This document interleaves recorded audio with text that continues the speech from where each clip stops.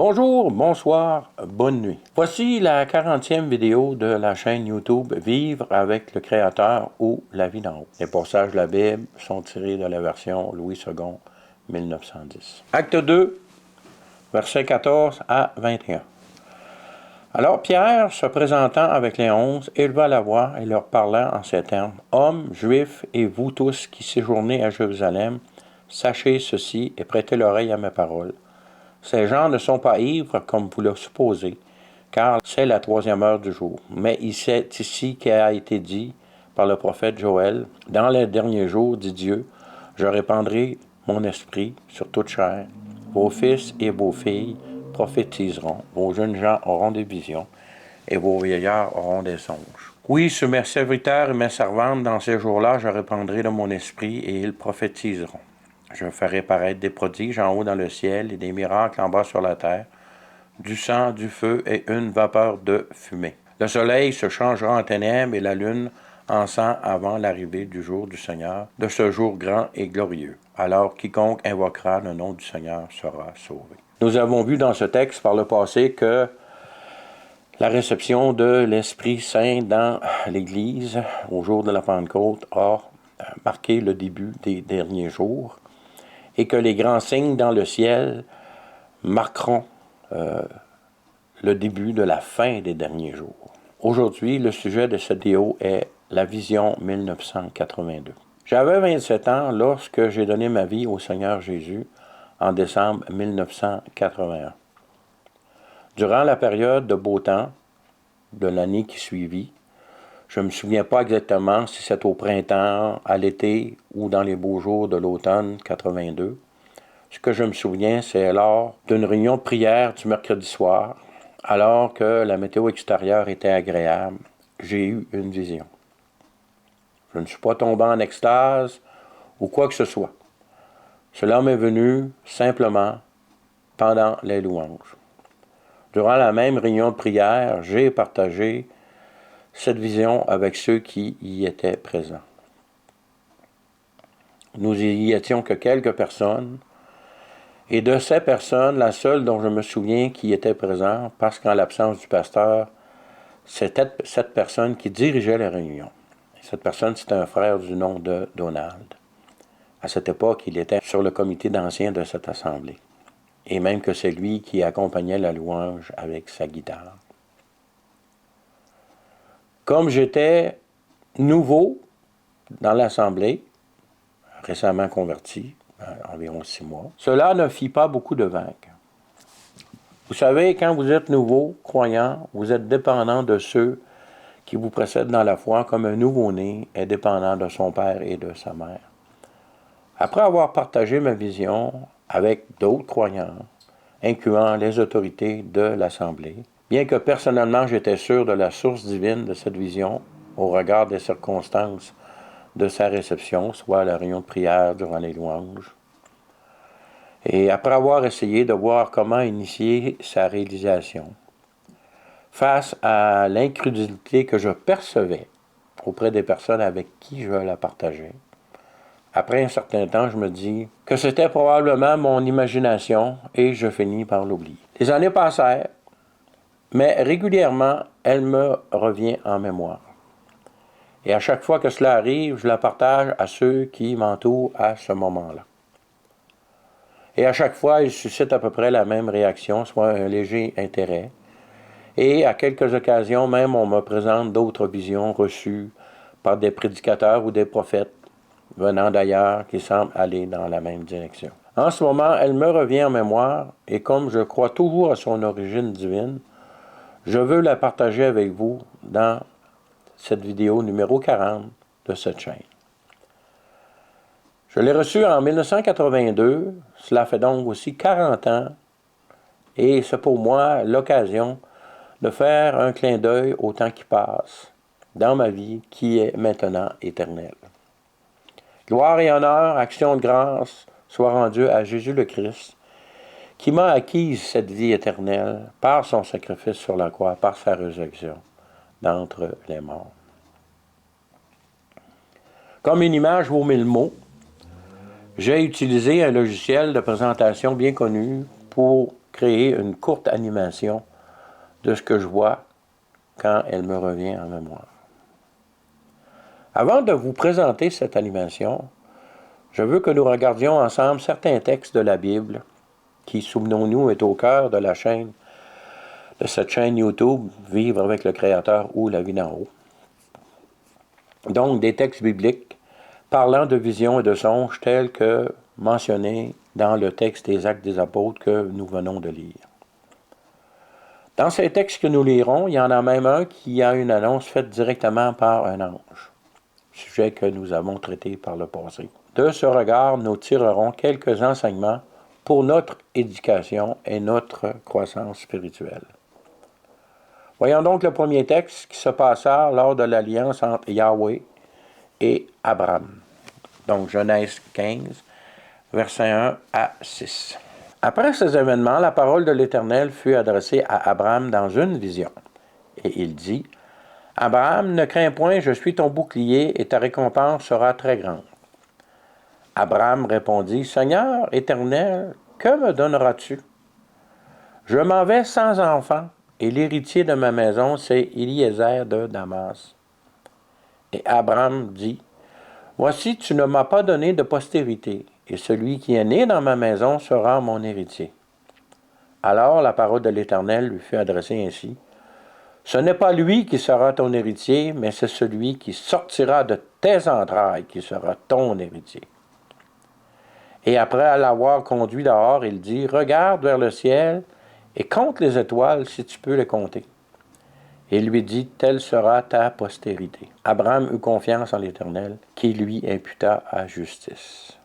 Le ciel étoilé qu'Abraham a contemplé à cette époque-là n'était pas affecté par la pollution lumineuse que nous connaissons maintenant en 2022, un peu partout sur la planète.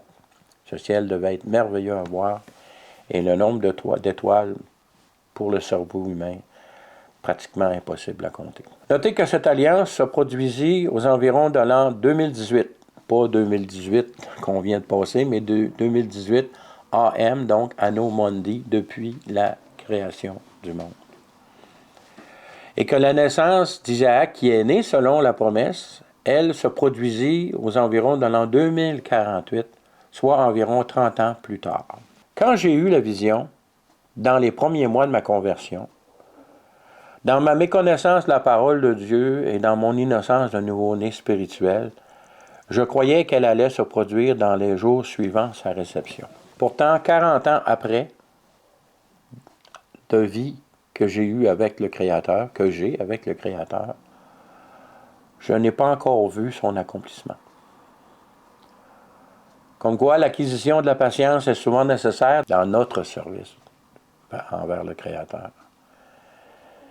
L'histoire d'Abraham, devenu un peu plus tard, après cette alliance, devenu Abraham, fit un essai de produire, par son manque de patience, la promesse par des moyens humains, et les résultats obtenus doivent nous servir d'avertissement. Bien que malgré tout ça, malgré cet événement qui cause des problèmes, il causa des problèmes à Abraham, parce qu'il était devenu Abraham, c'est que cet événement n'a pas pris le Créateur au dépourvu, et que même le Créateur a pu voir cet essai comme la foi en action d'Abraham. Foi mal dirigée, mais c'est la foi en action. Il crut à la parole de l'Éternel, et il utilisa les moyens à sa disposition pour essayer de la réaliser, alors qu'il devait attendre l'accomplissement, tel que promis par le Créateur, qui savait d'avance que cela arriverait, et que cet événement était déjà inclus dans son plan de rédemption de l'humanité, plan qui fut conçu avant même que le monde fût créé. Donc, 40 ans après, la vision que j'ai eue ne s'est pas réalisée, mais c'est dans les mains du Seigneur, étant donné que je ne suis pas en moyen personnellement de la réaliser. Ce que je n'avais pas anticipé, c'est qu'après l'avoir partagé à d'autres, le confort de ma vie de nouveau-né dans le Seigneur serait irrémédiablement affecté. En effet, lorsque vous donnez votre vie au Seigneur, il y a une période de grâce où c'est que vous êtes comme un nouveau-né dans les bras de ses parents. qu'il n'a pas besoin de s'inquiéter de rien. Tout ce qu'il a besoin, c'est que lorsqu'il pleure, il obtient ce qu'il a besoin. Mais cette période de grâce est de durée différente pour chaque personne. Mais ce que je sais, c'est qu'à partir du moment que j'ai partagé cette vidéo avec d'autres,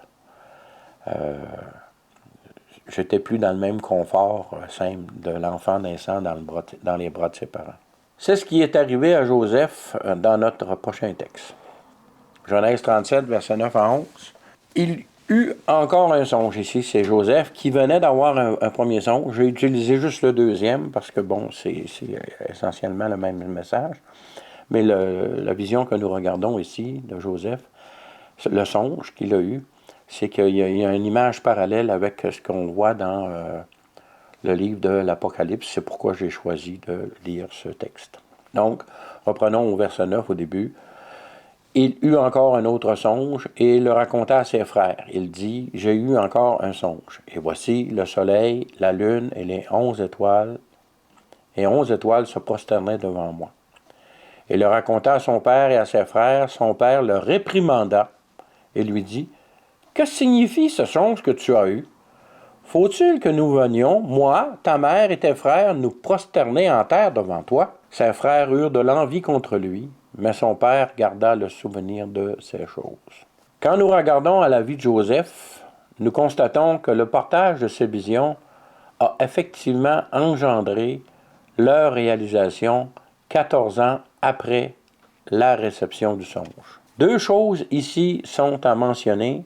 La première est que la patience a été nécessaire dans sa réalisation, où plusieurs situations désagréables, mais désagréable est un mot faible ici, durent se produire, où la nécessité d'être fidèle constamment au Créateur fut requise. La deuxième, c'est que la fidélité du Créateur a produit sa réalisation.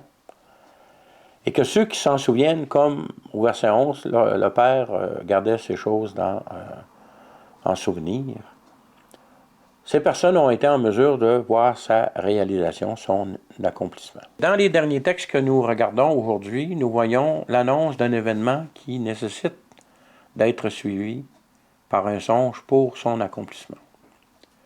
Nous constatons encore ici que la patience est un élément en faisant partie intégrante, car 30 ans encore ici séparent son annonce et sa réalisation. Allons dans Luc 1, versets 26 à 35. Au 6e mois, l'ange Gabriel fut envoyé par Dieu dans une ville de Galilée appelée Nazareth, auprès d'une vierge fiancée à un homme de la maison de David nommé Joseph. Le nom de la vierge était Marie. L'ange entra chez elle et dit, « Je te salue, toi à qui une grâce a été faite. Le Seigneur est avec toi. » Troublée par cette parole, Marie se demandait que pouvait signifier une telle situation. L'ange lui dit, « Ne crains point, Marie, car tu as trouvé grâce devant Dieu. Et voici, tu deviendras enceinte et tu enfanteras un fils, et tu lui donneras le nom de Jésus. Il sera grand, il sera appelé Fils du Très-Haut.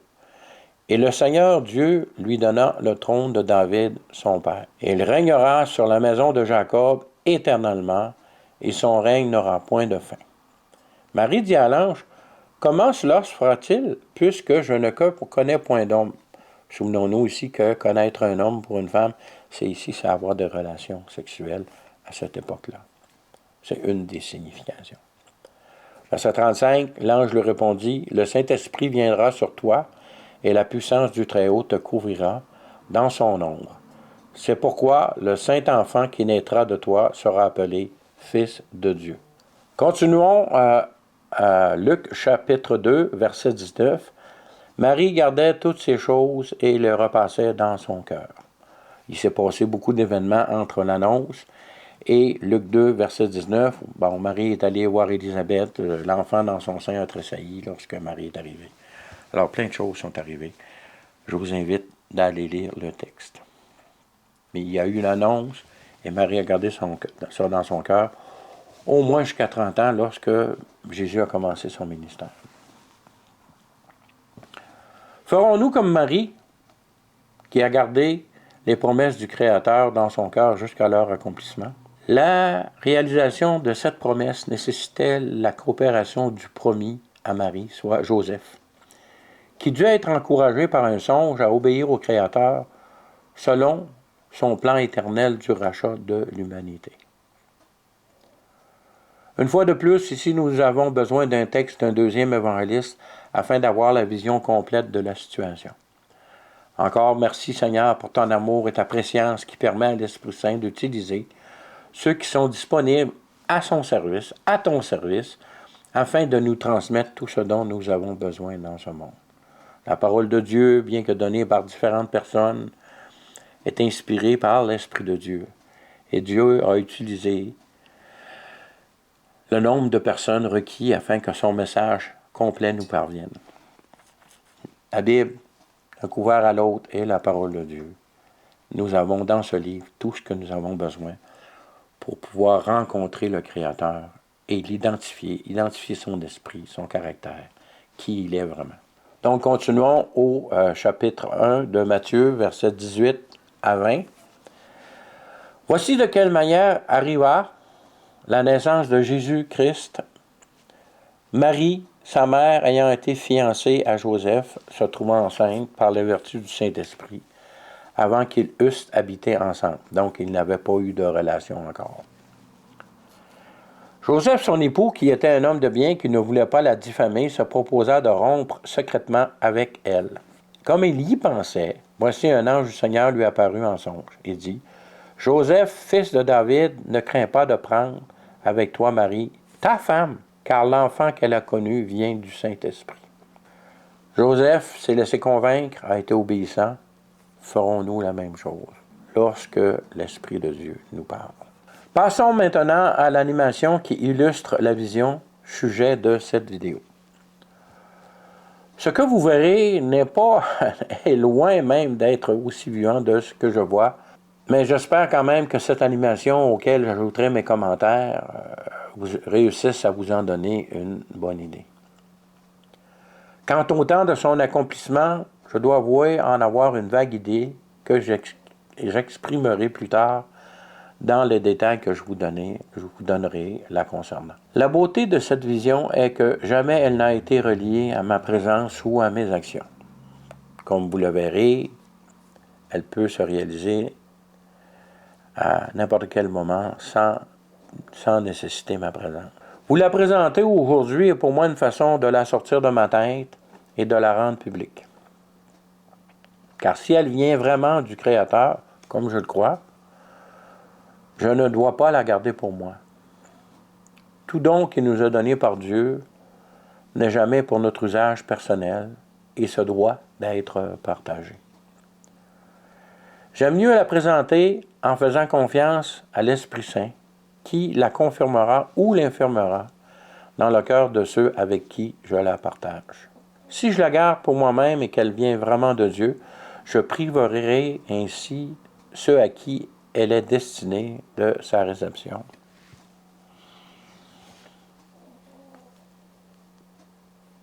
Ce qui vient du ciel, dans cette vision,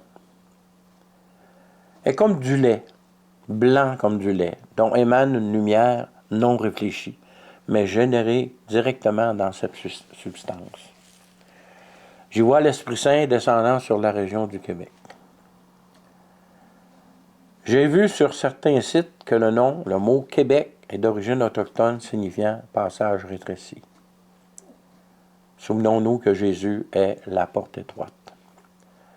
Le patron religieux du Québec est Jean le Baptiste, qui précéda le Christ Jésus à sa première venue. Détail insignifiant, me diriez-vous?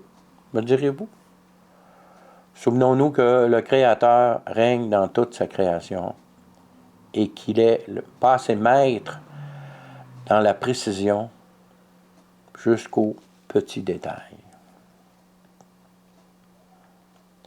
Donc, continuons dans la vision. Lorsque l'Esprit se répand, elle épouse tous les contours de la carte sans aller sur l'eau et débordant dans les régions hors Québec qui y sont adjacentes. Quand la surface touchée par cette substance qui se répand, donc par l'esprit qui se répand, selon mon interprétation, atteint environ la dimension du plus grand cercle, tout devient noir.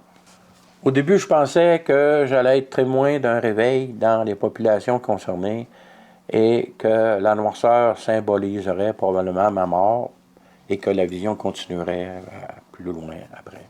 Aujourd'hui, où l'enlèvement de l'Église est à nos portes, je suis plus porté à croire que cette noirceur représente justement l'enlèvement. Cela nous donne une idée du temps de sa réalisation possible, comme étant un grand signe à la gloire du Créateur juste avant l'enlèvement, chez une population considérée par ses voisins immédiats comme apostate et blasphématrice. Notez que cette réputation est justifiée. J'en suis témoin. Jésus n'a-t-il pas dit qu'il est venu pour les malades et non pour ceux qui se pensent en bonne santé?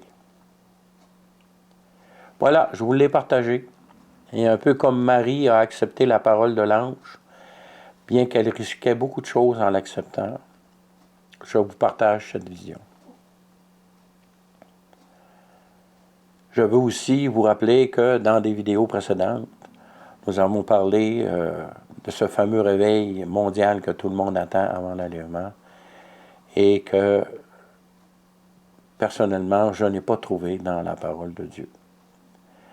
Ce grand réveil mondial se fera après l'enlèvement, durant la grande détresse, durant le témoignage des 2 témoins, des 144 000 aussi, et même de l'Évangile répandu par l'ange, dans ces grandes périodes de troubles qui arriveront suite à l'entente de cet temps signé entre Israël et les pays qui les entourent, sous l'égide du grand leader charismatique. Cela n'empêche pas, cependant, qu'il y ait des réveils régionaux limités, comme c'est selon l'interprétation que j'en donne de la vision que j'ai eue, s'il serait sur le Québec. Priez pour moi. Ma prière, moi, en ce moment, c'est que ce partage soit une bénédiction pour ceux qui l'écouteront et que sa réalisation, qu'elle soit avant l'enlèvement ou après l'enlèvement, dans tous les cas, que ce soit à la gloire de Dieu. Et si elle n'arrive jamais, cela indiquera tout simplement que c'était mon imagination et non venant de Dieu. Comme Jérémie a dit bien souvent, l'avenir dira si mes paroles que j'ai prononcées viennent de Dieu ou pas. Donc pour cette vision, l'avenir nous dira si elle vient de Dieu ou pas. Mais j'avais vraiment le fardeau pour la partager, c'est fait. Alors soyez bénis. À la prochaine, si Dieu le veut.